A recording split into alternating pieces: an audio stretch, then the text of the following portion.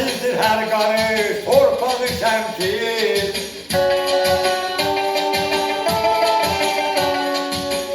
İgidlər, ərənlər, oylağı şəmkir. Hər yerdə, hər zaman öz sözün deyir.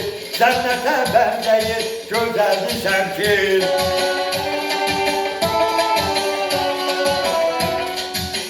Ömrümün kesipti senle korsanları, senli bel bulağı, kafalar bulağı. Ceylan çöl yerleşir kürden aşağı, kışla var kışlağı, yayla yaylağı.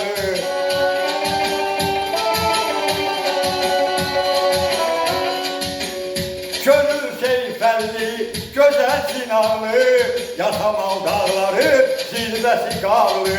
Sen Əhməd Cavadın əziz yurdusan, hem mərhəməlisən, hem de mübarlı.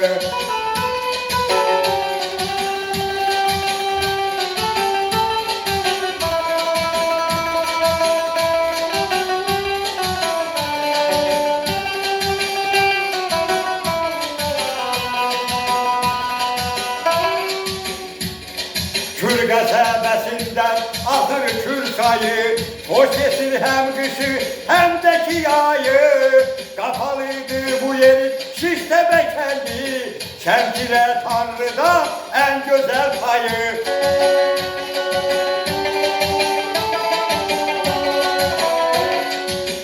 Garip ülkelerde oğulların var, o yaradan olsun onların her birine yar.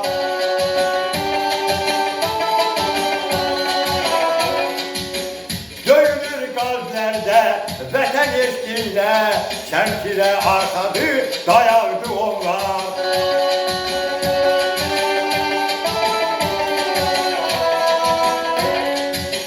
Əzizdir hər qarış, torpağı Şəmkir.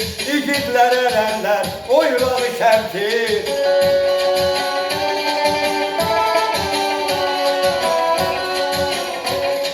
Hər yerdə, hər zaman öz sözün deyir. Cennete bendeyim, güzeldi Şemkir.